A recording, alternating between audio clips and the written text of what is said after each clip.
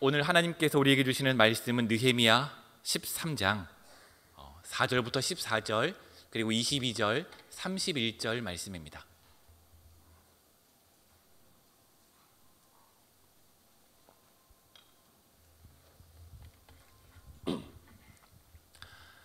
본문 말씀을 한 절씩 교독하고 마지막 우리 31절은 같이 한 목소리로 같이 읽습니다.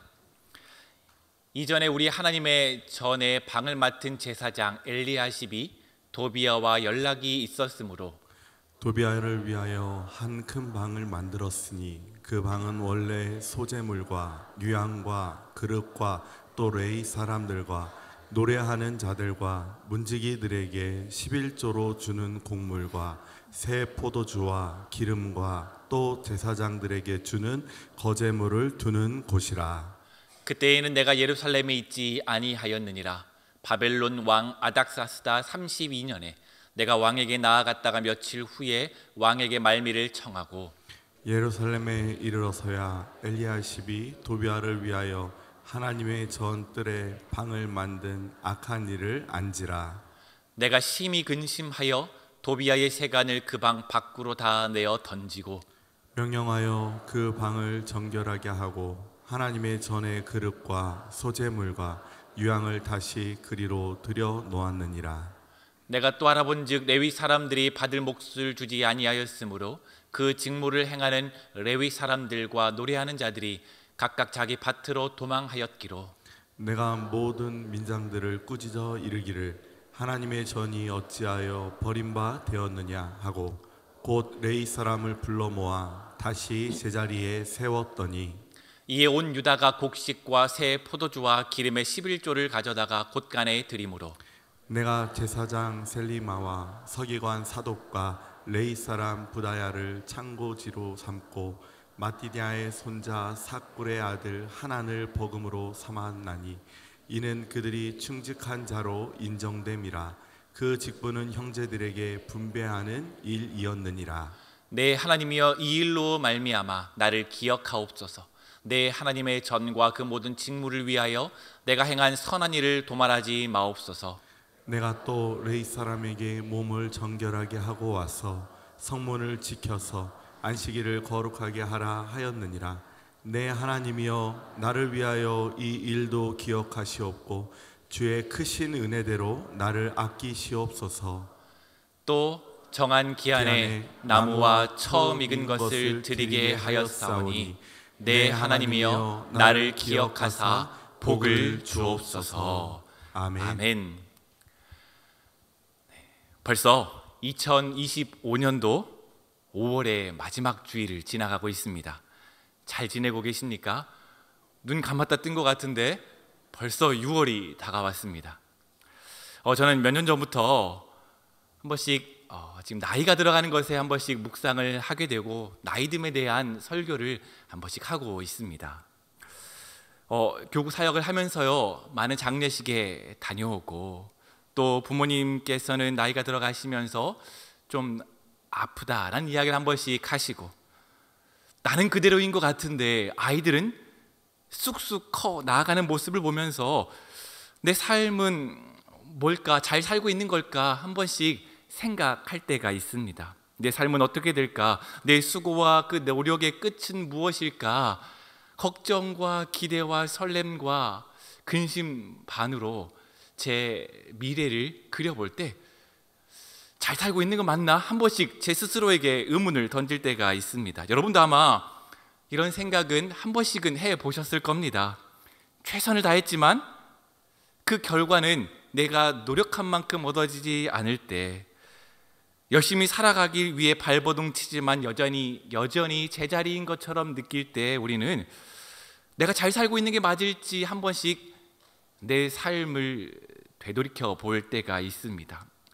오늘 이렇게 자신의 삶에 대해 어떻게 살아가면 좋을지, 내가 나이 들어가는데 어떻게 살아가는 게 좋을지 한 번씩 생각해 보셨던 분들은 이 느헤미야의 고백을 통해 느헤미야는 어떻게 자신의 삶을 하나님께 응답했는지 함께 생각해 보며 우리의 삶을 결단하는 그런 귀한 시간이 되길 간절히 소망합니다. 느헤미야는 우리가 알다시피요 성벽을 재건하고 무너졌던 신앙과 그 이스라엘 공동체를 세우기 위해 헌신했던 사람입니다. 그런데요, 그가 그 이스라엘 총독의 자리를 잠깐 비운 사이 이스라엘 백성들은 다시 예전의 모습으로 돌아갔습니다. 하나님의 조언을 소홀히 여기고 예배를 제대로 드리지 않았고요, 안식일은 그들의 삶에서 사라졌고 다시 이방인들과 결혼하면서 자신들이 하나님의 백성이라는 정체성을 잊어버린 채 살아갔죠. 망가진 이스라엘의 백성들의 삶을 최선을 다해 주님을 향해 돌린 후에 그 끝에서 하나님, 제발 내 수고를, 내 그 수고를 기억하여 주옵소서라고 기도하는 바로 느헤미야입니다. 오늘 이 느헤미야의 고백을 통해 우리 입술에서 어떤 고백이 나와야 하는지 함께 생각해 보길 소망합니다. 느헤미야 5장에 보면요, 영적 그 각성을 마친 후에 12년 동안 예루살렘 총독으로 기록했다, 예루살렘 총독으로 임무를 수행했다는 기록이 있습니다.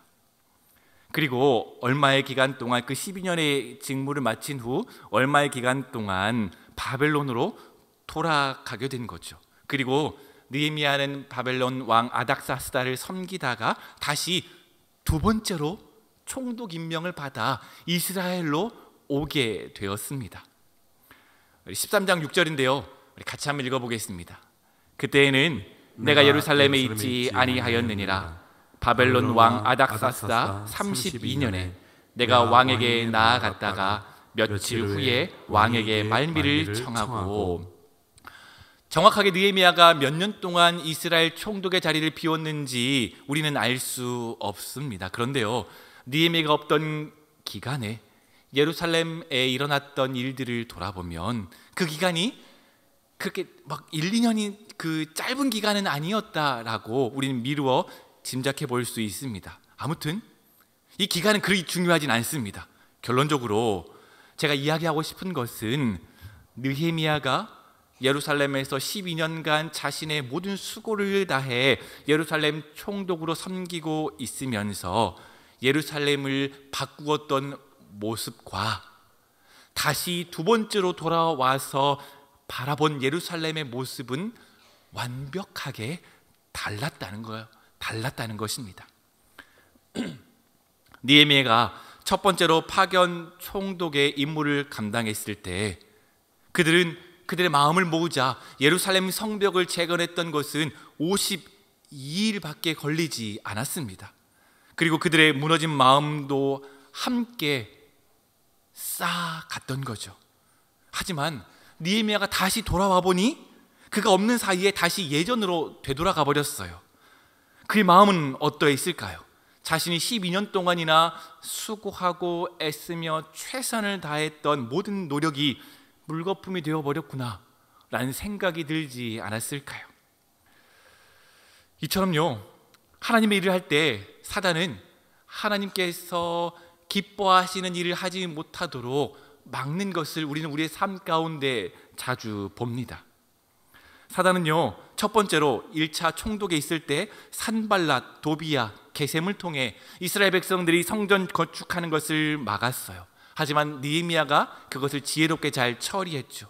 그런데 실패로 돌아가자 다시 그 내부의 문제를 일으켜 이스라엘이 다시 그 신앙의 공동체로 회복되는 것을 최선을 다해 막았습니다. 하지만 느헤미야는 그 모든 사단의 방해들을 물리치며 이스라엘 공동체가 하나님 앞에 설 수 있도록 최선을 다했죠. 사단과의 영적 싸움에서 승리했던 것을 우리는 살펴볼 수가 있습니다. 그런데요, 사단과의 싸움에서 이겼구나, 그리고 그 승리가 지속되면 좋겠지만 느헤미야가 떠나있던 그 시기 가운데 사단은 예루살렘을 모조리 무너뜨려 버렸습니다. 예루살렘 공동체의 세 가지를 파괴했는데요, 무엇을 파괴했는지 한번 알아보겠습니다. 첫 번째는요, 사단은 이스라엘 백성들의 예배를 무너뜨렸습니다. 13장 4절에서 5절입니다. 함께 읽습니다. 이전에 우리 하나님 전에 방을 맡은 제사장 엘리야십이 도비야와 연락이 있었으므로 도비아를 위하여 한 큰 방을 만들었으니 그 방은 원래 소재물과 유향과 그릇과 또 레이 사람들과 노래하는 자들과 문지기들에게 11조로 주는 곡물과 새 포도주와 기름과 또 제사장들에게 주는 거제물을 두는 곳이라. 아멘.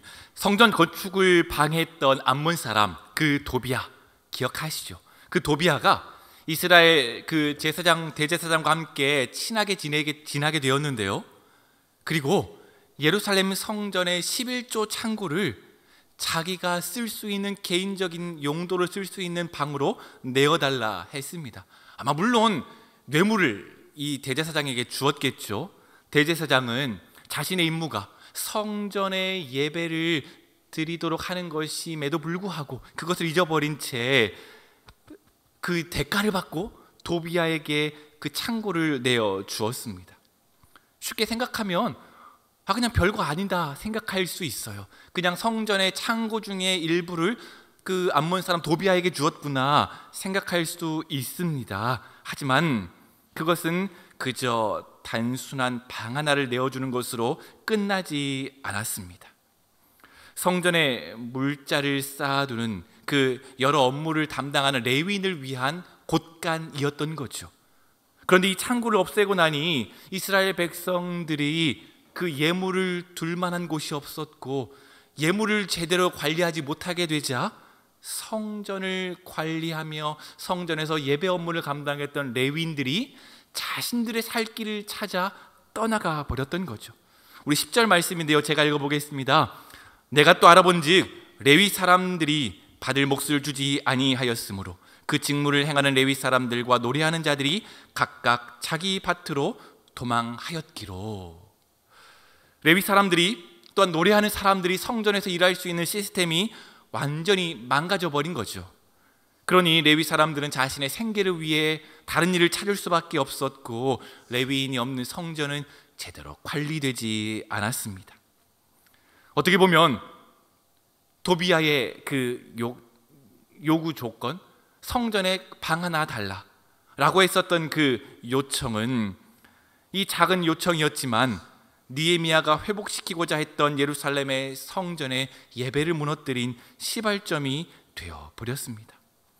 그래서 이스라엘 백성들은 오직 하나님을 예배하며 하나님의 말씀대로 살겠다고 다짐하며 하나님께 나아가며 그 모든 공동체가 하나로 묶일 수 있는 예배가 그 공동체 가운데 사라져버린 것이죠. 어쩌면 우리도 이러한 그 사단의 공격 가운데 놓이고 있을지도 모르겠습니다. 성도는요, 예배가 필요합니다.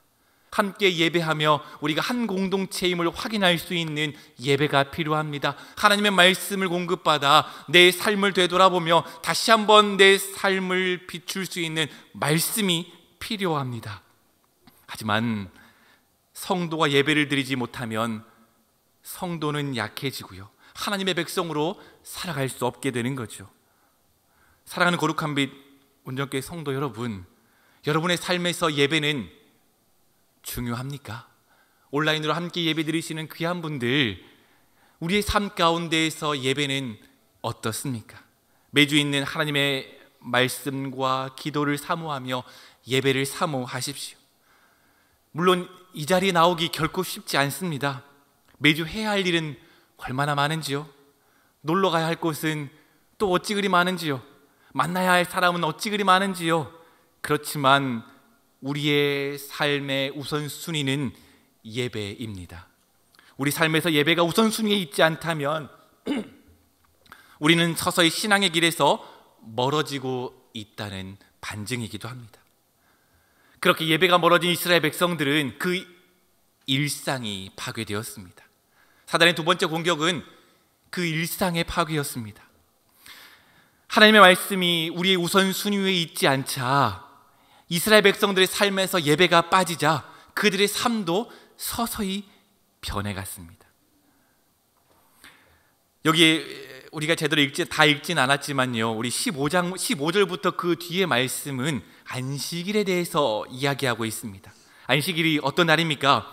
하나님이 인간의 쉼을 위해 만드신 그런 계명으로 정하신 복된 날이죠. 분주한 일상 가운데에서 벗어나 하나님에게 집중하고 하나님께 나아가며 하나님께서 주시는 쉼을 공급받는 날, 바로 그날이 안식일입니다. 그런데 인간은 그 날 하나님과 대면하며 쉼을 얻기보다 더 많이 벌고 더 많이 쓰고 더 많이 가지려고 노력한 흔적이 이 본문 가운데 15절부터 22절 가운데 나옵니다. 사단은 이스라엘 백 사람들이 누려야 할 안식일을 파괴했습니다.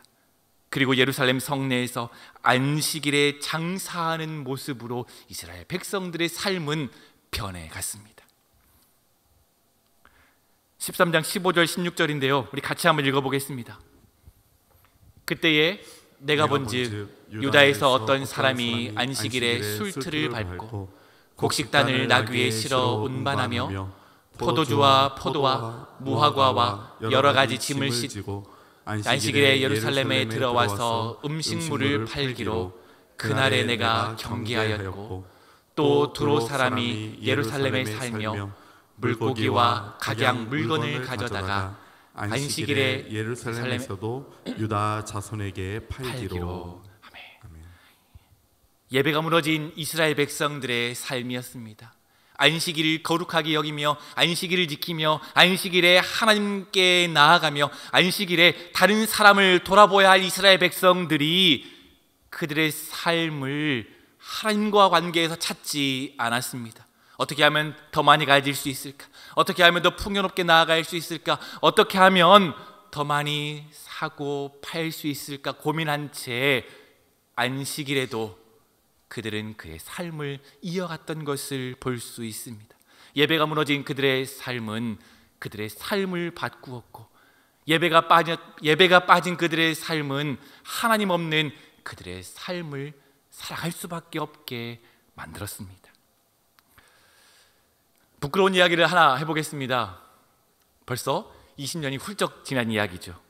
저는 대학교 1학년 때 성남에서 자취를 했습니다. 제 대학교는 서울에 있었고요, 저는 성남에 있었습니다.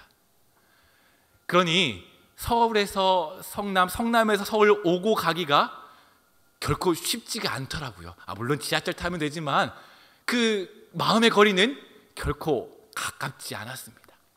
그래서 기숙사에 살던 제 일상은 자취하다 보니까 너무나 좋은 거죠.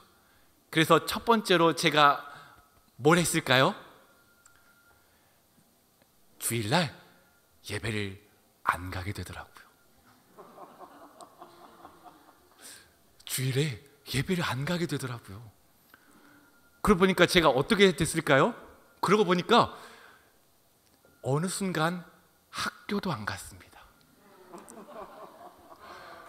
예배도 안 가고 예배의 일상을 무너뜨리다 보니, 그러면 제가 예배도 안 가고 학교도 안 가면 제가 뭐 했을까요? 열심히 집에서 놀고요, 집 근처에 있는 PC방에 가서 열심히 게임을 했습니다. 그때 어머니는 열심히 같이 자취할 때 열심히 아들 공부시키려고 일하셨거든요. 그리고 저 용돈도 주셨거든요. 근데 저는 그것도 다 뒤로 한 채 제 일상이 완벽하게 무너져 버렸어요. 제 삶에서 매일 어머니 아버지의 노력과 혹은 좋든 싫든 내가 예배를 지키며 내가 학교에 다니며 내가 해야 할 일을 감당하며 나아갈 때 그 일상이, 그 예배가 나를 지켜주고 있었는데 내 삶에서 예배를 빼버리고 내 삶에서 내가 좋은 것만 쫓아가다 보니 어느새 내 삶은 완벽하게 파괴된 채, 일상이 완벽하게 무너진 채 그저 PC방에서 놀고 있는 제 모습을 바라보게 되었습니다. 그렇다고 제가 스스로 깨우침을 얻어서 야 그래, 내가 드디어 예배 회복해야지, 내가 일상을 회복해야지 라고 하면서 예배 자리로 나아갔을까요? 아니요, 그렇게 안 되더라고요. 그래서 그 1학년 2학기 제 성적표가 어떤 줄 아십니까?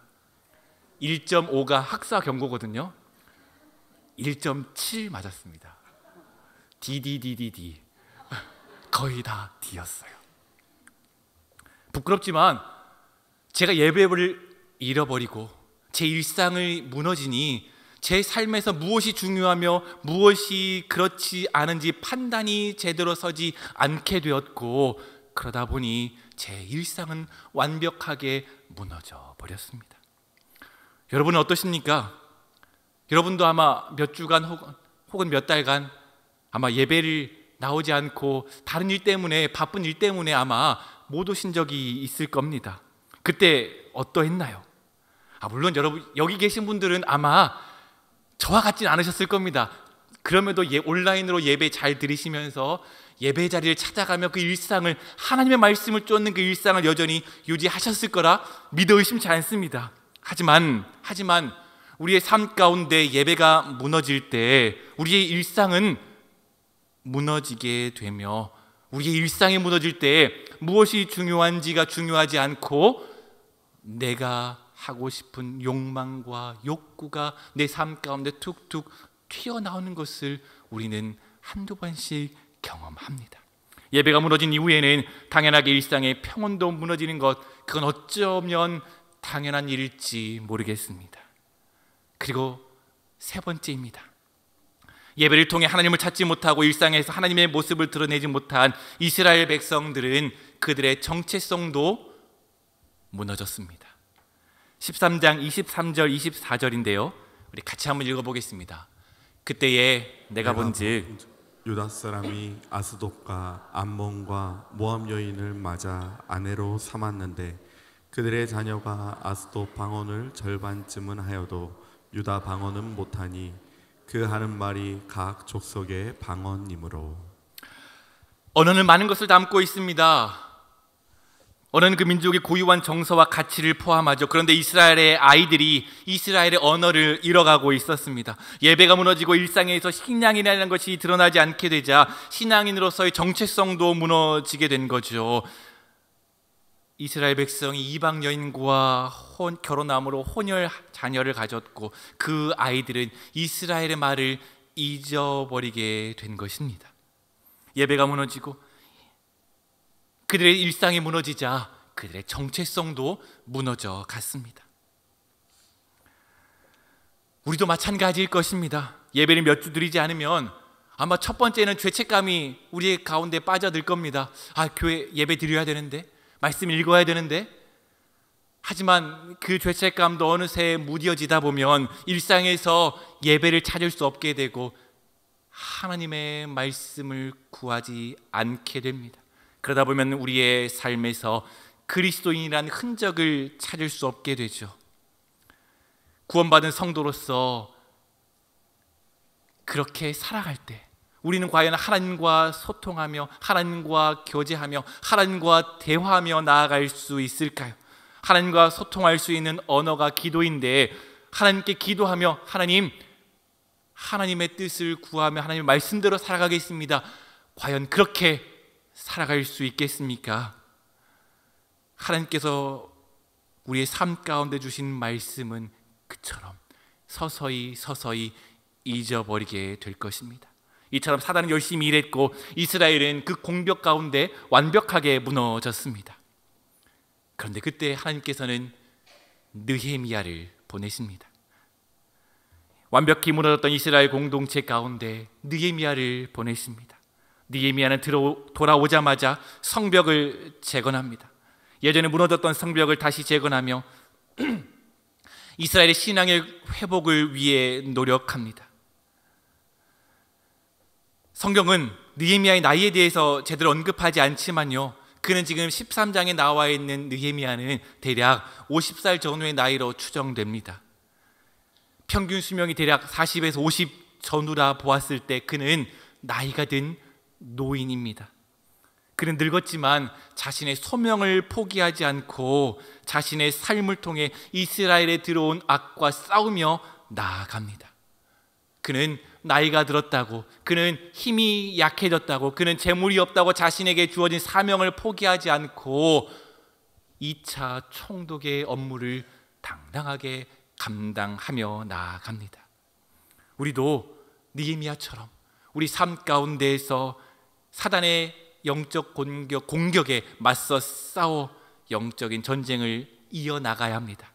내 삶에서 예배가 무너지고 있는지, 내 일상에 무너지고 있는지, 내 삶에서 그리스도의 향기가 사라지고 있는지 우리는 우리의 삶을 되돌아보며 날마다 사단과 영적인 싸움을 이어가야 합니다.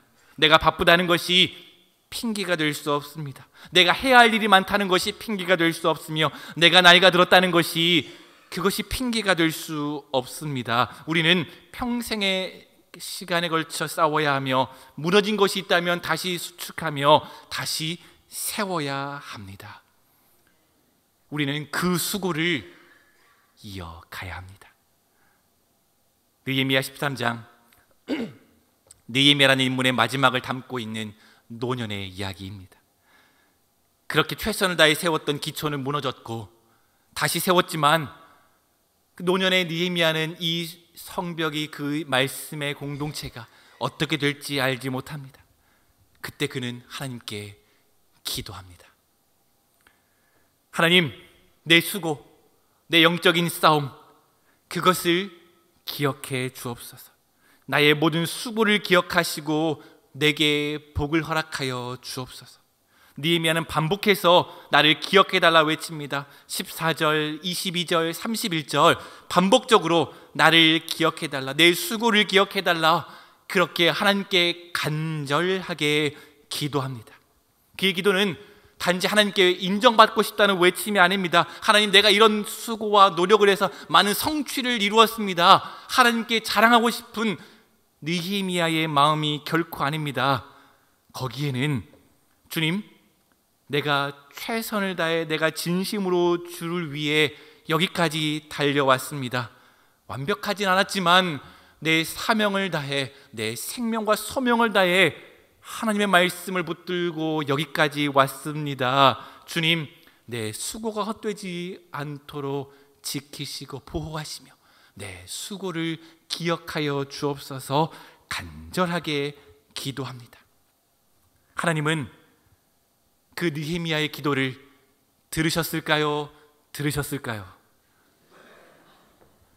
하나님은 우리의 성취가 아닌 우리의 수고와 눈물, 우리의 마음을 보십니다. 하나님, 우리가 얼마나 잘했는지 성취를 판단하며 따지며 우리를 재단하시는 분이 아니십니다. 우리가 얼마나 진심이었는가, 우리가 얼마나 주님을 붙들었는가, 우리의 삶의 여정 가운데 하나님과 동행했는가, 하나님은 그것을 보시며 그리고 그것으로 그분의 복을 허락하십니다. 우리는 어쩌면 느헤미야처럼 무너진 자리 가운데 있을지도 모르겠습니다.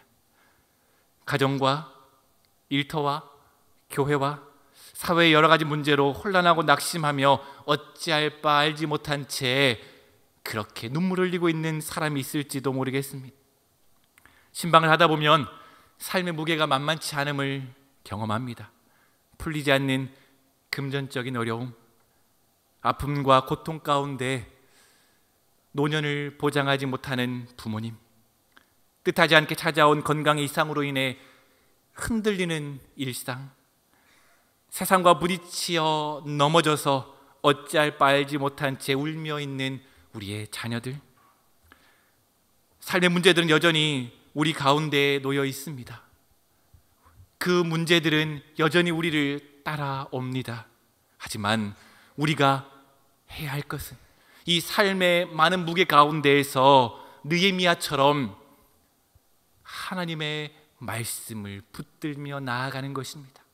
예배를 붙들고 예배 가운데 우리의 일상에서 하나님의 말씀을 회복하며 우리의 삶 가운데에서 그리스도인의 향기를 드러내며 살아가야 합니다. 그것이 느헤미야가 먼저 걸어갔고 우리도 뒤따라 걸어가야 할 믿음의 길입니다. 하나님은 우리의 눈물을 아시고 우리의 기도를 들으시며 우리의 수고를 기억하시며 그분의 복으로 우리에게 허락하십니다. 이 느헤미야의 고백이 우리의 고백이 되길 간절히 소망합니다. 오늘도 그 하나님을 바라보며 낙심치 말고 믿음의 자리로 나아가서 하나님의 말씀을, 하나님을 붙잡는 예배를, 하나님의 임재를 경험하는 예배를 소망하길 간절히 축복합니다. 우리 말씀 마칠 텐데요, 우리 찬송가 301장 함께 찬양하며 예배를 마치고자 합니다.